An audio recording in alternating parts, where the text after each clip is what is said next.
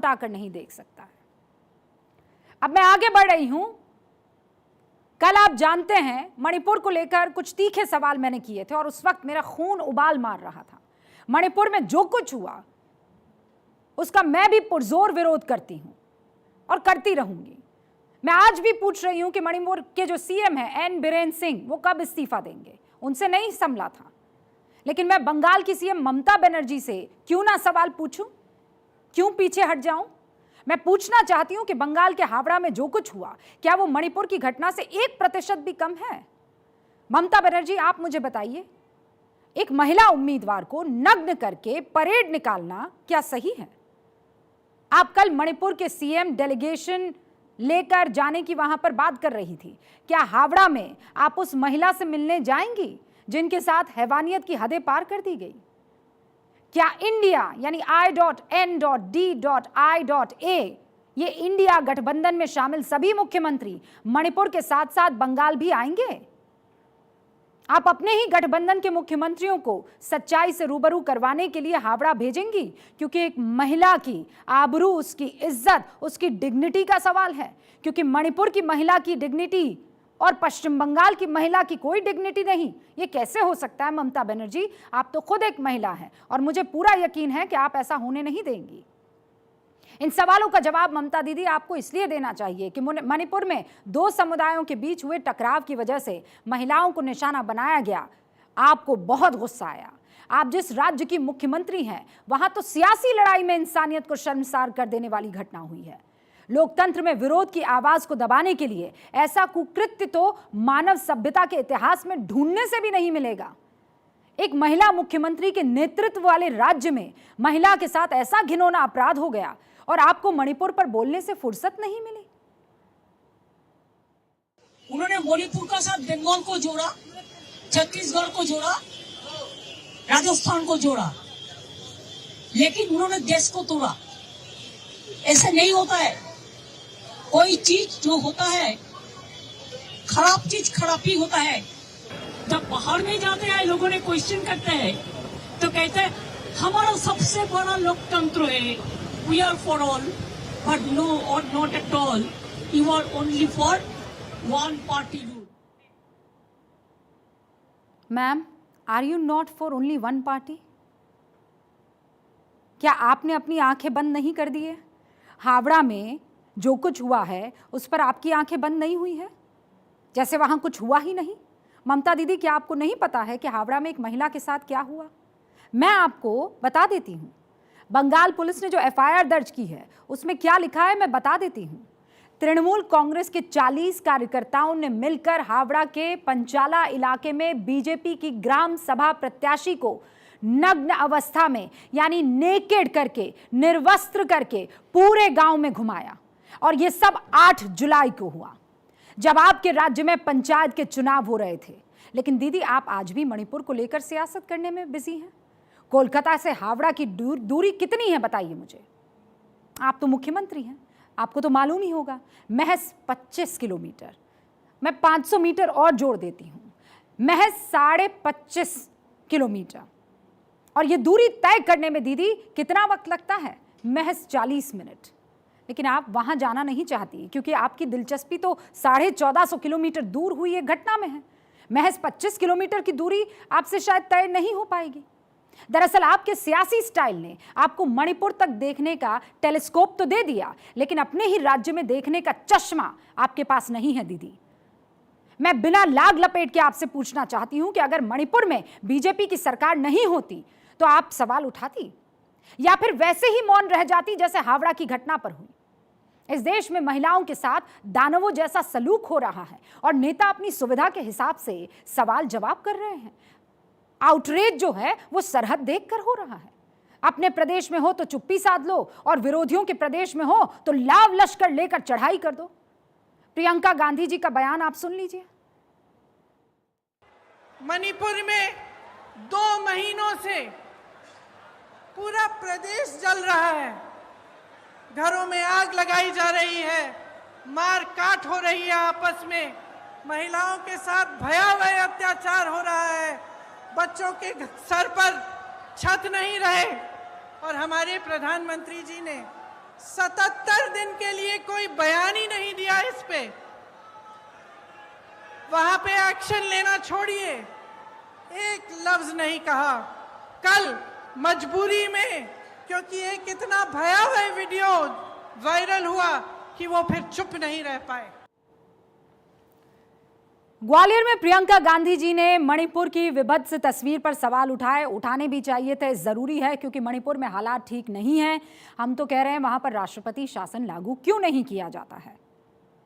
जितना सवाल उठाया जाए मणिपुर की स्थिति को लेकर वो कम है। और प्रियंका जी, इसके लिए आपका शुक्रिया। लेकिन प्रियंका गांधी जी, आप हावड़ा की घटना पर क्यों चुप हैं? हावड़ा को लेकर आप कुछ क्यों नहीं बोलती? मैं पूछना चाहती हूं आपसे भी और पार्टी से भी कि आपको हावड़ा में महिला के साथ हुए अत्याचार नहीं दिखते हैं, या फिर जो हुआ है वो अत्याचार आपको दिखता ही नहीं है? शायद प्रियंका जी, हावड़ा में महिला की जगह बीजेपी की कार्यकर्ता आपको नजर आ गई हो उसमें। वरना ये कैसे संभव है कि एक महिला के साथ ऐसा सलूक हो जाए और दूसरी महिला का खून ना खौले? जब महिला को महिला ना समझा जाए और पार्टी और सत्ताधारी दल का पक्ष उसमें देखा जाने लगे, तो महिलाओं के साथ ऐसे अपराध बताइए कैसे रुकेंगे? मैं ये दावे से कह सकती हूं क्योंकि ये तो वो वक्त था जब सभी पार्टियों को महिलाओं के खिलाफ हो रहे अपराध पर खुलकर एक सुर में बोलना चाहिए था। लेकिन भारत की सियासत, इसका ये अनफॉर्चुनेट है, ये दुर्भाग्य है। ऐसी अपेक्षा करना मूर्खता है। मुझे पता है ममता दीदी, आपकी पुलिस के सामने पीड़ित महिला ने क्या कहा। आपके ये बयान मैं देश के सामने रखना चाहती हूं और ये बयान आपको भी सुनना चाहिए। टीएमसी उम्मीदवार हिमंता रॉय, नूर आलम, अल्फी एसके, रणबीर पंजा, संजू, सुकमल पंजा, ये दोनों साथ के हैं मेरे ख्याल से, इन्होंने मेरे साथ ज्यादती की। इनमें से कुछ लोग मुझे पीट रहे थे, जबकि हिमंता रॉय ने अली शेख और सुकमल पंजा को मेरी साड़ी और अंत वस्त्र हटाने के लिए उकसाया। उन लोगों ने मुझे चोट पहुंचाई और जबरदस्ती मेरे कपड़े उतारकर मुझे नग्न कर दिया। इन सब के बाद भी आरोपियों का मन नहीं माना तो मेरी नग्न अवस्था में पूरे गांव में मेरी परेड करवाई। ममता दीदी, पुलिस की एफआईआर में पीड़ित महिला के बयान के आधार पर आपका खून नहीं खौल रहा। आपकी पुलिस घटना के 13 दिन बीत जाने के बाद एक भी आरोपी को पकड़ नहीं पाती है। सभी आरोपी खुलेआम घूम रहे हैं और यह सब आपके अपने राज्य में हो रहा है।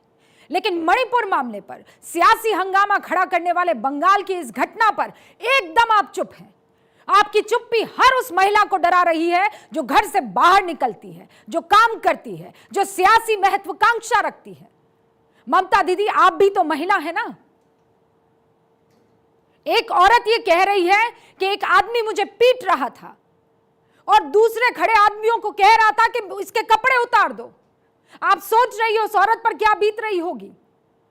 आपके संघर्ष के किस्से पढ़कर हम जैसे पत्रकार बड़े हुए हैं, लेकिन आज जब बंगाल में आपकी एक छत्र राज में एक महिला के खिलाफ ऐसी अभद्रता होती है और मैं आपकी चुप्पी देखती हूं तो मुझे चोट पहुंचती है, मुझे दुख होता है, मुझे अंदर से ये बातें कचोटती हैं। ममता दीदी, ये सिर्फ बंगाल का मामला नहीं है। मैं आपको महिलाओं के खिलाफ सबसे बड़े अपराध की 4 घटनाएं बताती हूं और आप बताइए कि आप या आपके सहयोगी दलों ने किस मुद्दे पर मणिपुर जैसा हंगामा खड़ा कर दिया। पहली घटना 26 अप्रैल 2019 की है। इस घटना की तस्वीर मैंने भी देखी है। इस तस्वीर को देखकर मुझे पूरी रात नींद नहीं आई है, क्योंकि इस तस्वीर में दानवों की हंसी देखकर मेरा खून खौल रहा था। लेकिन सियासी दल को अपना चश्मा हटाने से फुर्सत नहीं मिलती है। और जिस तस्वीर का मैं जिक्र कर रही हूं वो राजस्थान के अलवर की है, जहां एक 19 साल की दलित लड़की के साथ उसके पति के सामने 6 लोगों ने रेप किया। पति बेचारा चिल्लाता रहा, लेकिन आरोपियों ने कोई दया नहीं दिखाई। इस घटना पर राजस्थान के मंत्री ने सियासी चश्मे को हटाकर बात करने की हिम्मत दिखाई। राजस्थान के मंत्री राजेंद्र गूढ़ा ने अपनी सरकार को रेप के मामले में आईना दिखाया। वो विधानसभा में क्या कहते हैं, आज जरा उसे सुनिए। ये स्वीकार किया जाना चाहिए, सच्चाई है कि हम महिलाओं की सुरक्षा में असफल हो गए और ये राजस्थान में जिस तरीके से अत्याचार बढ़े हैं महिलाओं के ऊपर, मणिपुर के बजाय हमें अपने गिरेबान में झांकना है। इसके बाद क्या हुआ आप भी जानते हैं। भारत 24 वो पहला चैनल है जिसने खबर तोड़ी, यानी ब्रेक की। बिना देरी के मंत्री जी को सरकार से बर्खास्त किया जाता है।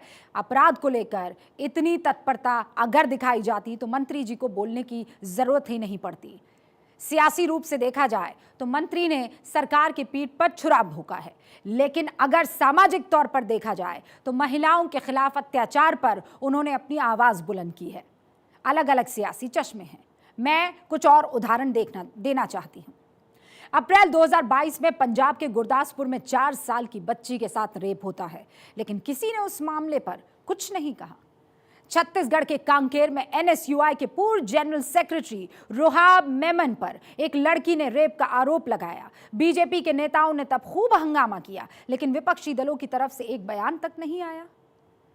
कल की ही बात है, राजस्थान के जोधपुर में 6 महीने की बच्ची को उसके परिवार सहित आग से जलाकर आग में मार दिया गया, लेकिन जितना हंगामा मणिपुर को लेकर था उसके ठीक विपरीत विपक्षी दलों ने इस मुद्दे पर कुछ नहीं कहा। जब तक भारत में सत्ता के हिसाब से सवाल पूछे जाएंगे तब तक महिलाओं की अस्मिता तार तार होती रहेगी, लिख लीजिए। मैं ऐसे ही यहां आपके सामने न्यूज पढ़ती रहूंगी, अपनी भावनाओं पर काबू पाने की नाकाम कोशिश करती रहूंगी, लेकिन ऐसे ही तार तार आबरू और इज्जत होती रहेगी। जब जरूरत एक सुर में बोलने की होती है तो आंखों में आंसू सिर्फ अपने दर्द को लेकर निकलता है। आज बंगाल के मामले पर बीजेपी नेता लॉकेट चैटर्जी की आंखों में आंसू आए, देखिए। एक के बाद एक घटना घट रही है, लेकिन पश्चिम बंगाल का मुख्यमंत्री महिला होके भी चुप है। आप लोग बोलिए हम लोग कहां जाएंगे? हम लोग भी महिला है, हम लोग भी चाहते हैं कि हमारा बेटियों लोग को बचा ले। हम लोग भी देश का बेटी है, मणिपुर का भी देश का बेटी है। पश्चिम बंगाल बाहर नहीं है, पश्चिम बंगाल देश में ही है।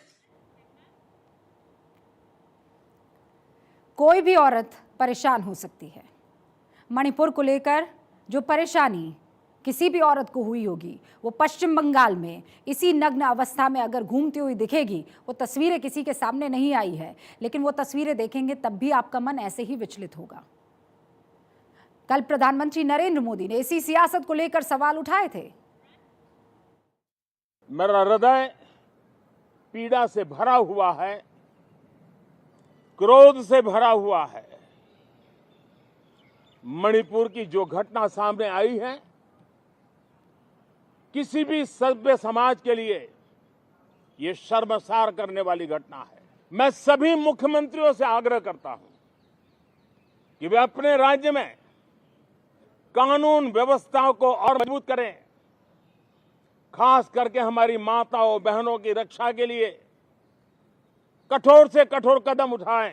कानून व्यवस्था का महात्मा, नारी का सम्मान, और मैं देशवासियों को विश्वास दिलाना चाहता हूं, किसी भी गुनहगार को बख्शा नहीं जाएगा। कानून अपनी पूरी शक्ति से, पूरी सख्ती से एक के बाद एक कदम उठाएगा।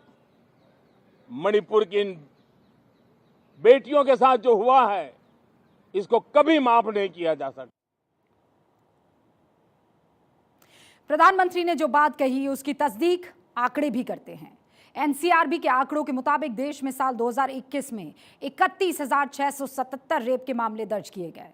साल 2020 में आंकड़ा 28,046 था। 19 में 32,032 रेप के मामले सामने आए। और विपक्षी दल अगर अपने सियासी चश्मे को हटाकर इन आंकड़ों पर ध्यान दे दे तो मैं दावे के साथ कह सकती हूं कि महिलाओं के खिलाफ रेप जैसी घिनौनी वारदात पर बहुत हद तक लगाम लगाई जा सकती थी।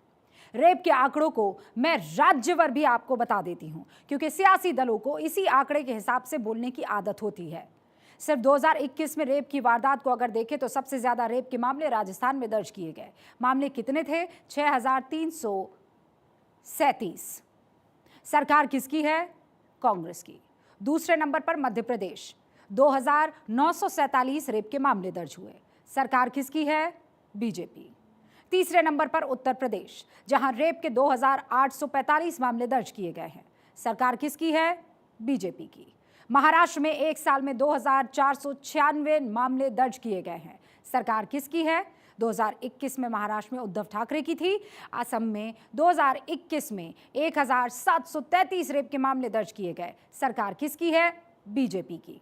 यानी कोई भी पार्टी, कोई भी सरकार महिलाओं की मर्यादा को लेकर चिंतित नजर नहीं आ रही है, और अगर चिंतित होती तो ये आंकड़े सामने नहीं आते। पीएम मोदी ने भी इसी तरफ इशारा किया था, लेकिन सियासतदान अपने अपने हिसाब से उनका और उसका वर्णन करते हुए नजर आ रहे हैं। इन आंकड़ों के बाद भी सियासत बेरोक टोक अपनी रफ्तार से चल रही है। हर कोई महिलाओं के खिलाफ अपराध को अपनी समझ से परिभाषित कर रहा है, लेकिन एक समाज के तौर पर हम कहां जा रहे हैं, इसकी चिंता किसी को नहीं है। ये वक्त है कि सरहद को हटा दे, मिटा दे, खासकर महिलाओं के सम्मान की जब बात हो तो। ममता दीदी, जो खून आपका मणिपुर को लेकर खौल रहा है, वो पश्चिम बंगाल को लेकर भी खौलना चाहिए। सीधी सी बात है, कोई डबल स्टैंडर्ड नहीं लड़कियों के सम्मान में। आज मैं अब आईना दिखाने आई हूं मीठी छुरी को।